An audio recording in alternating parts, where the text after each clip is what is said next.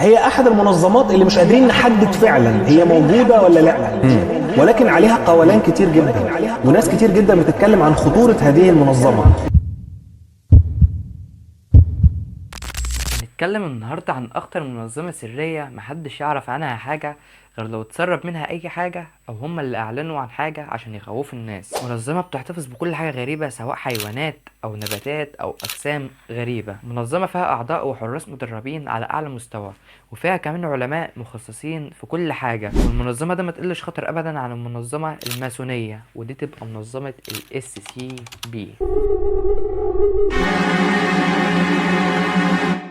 المهم قبل اي حاجه انزل اعمل لايك وسبسكرايب وشير عشان الفيديو يظهر لاكبر عدد والقناه تكبر بيكم. ويلا نشوف ايه الحكايه. طبعا في الوقت اللي احنا فيه ده مفيش حاجه مستحيله، بالذات مع الوقت اللي احنا اتقدمنا فيه جدا في العلم ده واكتشفنا ان الكون كبير جدا وملهوش نهايه. بعض البشر بدأوا ان هم يشكوا ان احنا كبشر مش احنا بس اللي موجودين في الكون، وفي اجسام تانية او كائنات تانية موجودة غيرنا. الكلام ده فتح افكار كتير جدا وجديدة كمان في عالم السينما والافلام، اللي هي افلام الخيال وافلام الخيال العلمي، واللي الناس حرفيا بقت مرتبطة بيها وبيحبوا يتفرجوا عليها، والناس بقت متعلقة بيها كمان، والناس مقتنعة بالفكرة ومش رافضينها، بالأخص إن مفيش أي ديانة عرضتها. والموضوع ده كان بيتناقش في جروبات ومنتديات وكله كان بيشارك رأيه ويتكلم. وفي مرة من المرات في موقع من ضمن المواقع اللي الناس بتتناقش عليه، كتب واحد من الأعضاء بوست فيه تفاصيل كتير جدا، والتفاصيل دي كانت مكتوبة بانتظام وبطريقة علمية كأنك كاتب برزنتيشن بالظبط، وحاجة منظمة تلفت الانتباه. وكان بيتكلم فيها عن كائن اسمه SCP-173، لأن في المنظمة دي بيسموا أي حاجة غريبة بيكتشفوها SCP-1، SCP-2، SCP-3 وهكذا. المهم إن الكائن الغريب ده عامل زي التمثال، وحواف جسمه كلها مقطوعة، وعنده أسنان حادة جدا. ومعنى إن الكائن ده يبقى موجود مع إنسان في مكان واحد، يبقى بنسبة 90% إن الشخص ده أو الإنسان ده هيموت ومفيش أي كلام. التمثال ده كان سبب في قتل ناس كتير جدا في قرية مهجورة، والكلام ده اتعرف بعدين بالصدفة.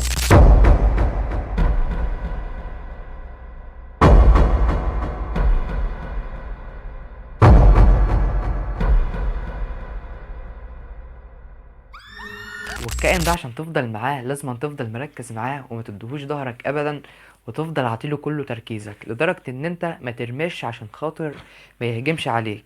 ولو اي حد عاوز يدخل للكائن ده ما بيدخلش اقل من 3 مع بعض، عشان لازم على الاقل واحد بس يفضل مركز معاه. ولو حد عاوز يرمش او ينتبه لاي حاجة تاني بيعرف التاني عشان يركز معاه وعشان ما يهجمش عليهم. وفي مرة من المرات ال3 دول دخلوا عليه، بس للاسف حاجة تانية لفتت انتباههم، فهجم عليهم كلهم في نفس الوقت وقتلهم كلهم.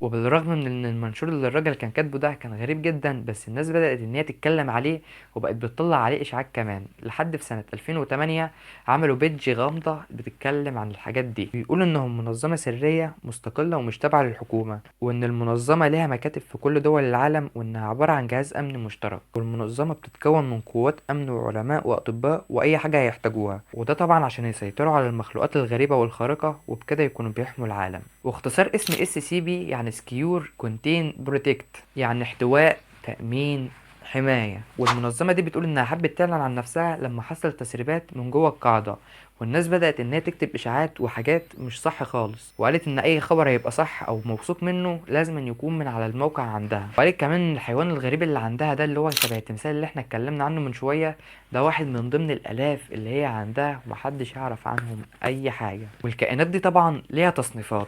الكائنات اللطيفة اللي مش بتشكل خطر بتاخد تصنيف سيف يعني آمن، والكائنات اللي بتاخد تصنيف كونتين دي اللي مش خطيرة قوي، وآخر تصنيف طبعا بتاخده الكائنات الخطر جدا. وعلى فكرة نقدر نعرف من المنظمة مواصفات وتفاصيل أي حيوان أو أي وحش بيقبضوا عليه.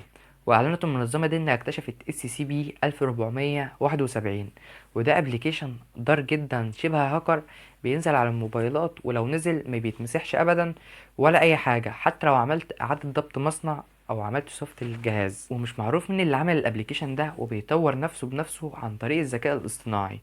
يعني بعد كده هبقى خدوا بالكم من اي ابلكيشن انتوا بتنزلوه، والابلكيشن يقدر يبعت رسائل غريبه ومرعبه لصاحب التليفون او الناس اللي عنده، ومن ضمنها حاجات شخصيه، ودايما مع الرسائل فيها صوره لجمجمه حيوان مخيفه. والمنظمه كمان بتقول ان عندها كائن SCP-96، وده معروف بالراجل الخجول، وده عكس SCP-173 اللي احنا اتكلمنا عنه في الاول، وعكسه تماما في كل حاجة، وهنعرف دلوقتي مع بعض. وهو انه مش بيحب حد يبص ويركز عليه، وبيعتبر ده اختراق لخصوصيته، وعشان كده اتسمى بالراجل الخجول. وده جسمه شبه البشر شوية، بس عنده دراعين طوال جدا، وطوله حوالي 2.5 متر. والمنظمة اثبتت ان هو مش بيأذي، وتصنيفه مش خطر قوي، ومش بيهجم ابدا غير على اللي يفضل مركز عليه دايما. والمنظمة كمان اعلنت عن SCP-106، وده معروف بالراجل العجوز، لان هو شبه الهيكل العظمي او الناس الكبيره في السن جدا، وهو يبان عليه ثابت معظم الوقت، بس هو في الحقيقه بيبقى مستنى اي لحظه واي فريسه تقرب منه، وبيهجم عليها وبيقضي عليها فورا ايا كانت الفريسه.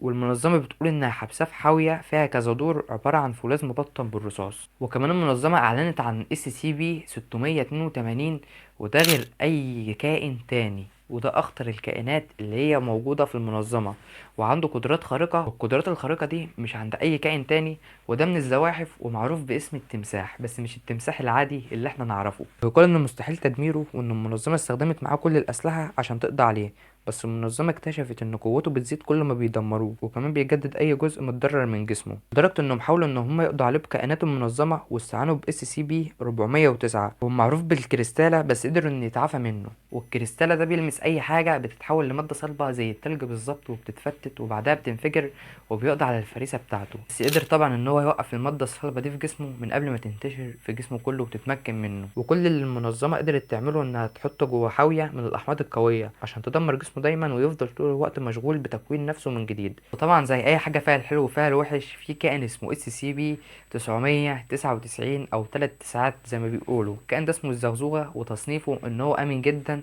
وصديق البشر، واي حد بيلمسه بيقعد يضحك كانك بتزغزغه بالظبط، ولو قاعد على ايد حد ولا اي حاجه بيقعد يعمل حركات عشوائيه كانه بيزغزغك. وبيقولوا ان دايما كان ريحته حلوه وملوش اي ريحه وحشه، بسبب ان هو كان بياكل دايما الحلويات والشوكولاته. وقبل ما نخلص الفيديو بتاعنا، شكل كده ان المنظمه دي حاجة مش موجودة في الحياة أصلا، وإنها خيال مش أكتر، وإن مجموعة من كتاب الرعب والخيال اجتمعوا مع بعض، وهم اللي كتبوا كل القصص دي وعملوا المنظمة الخيالية دي. وعلى فكرة محدش قال إن هو حقيقي، ومفيش حاجة أثبتت إن الكلام ده حقيقة أصلا، ففي الغالب كده إن المنظمة دي خيالية ومش موجودة في الحقيقة.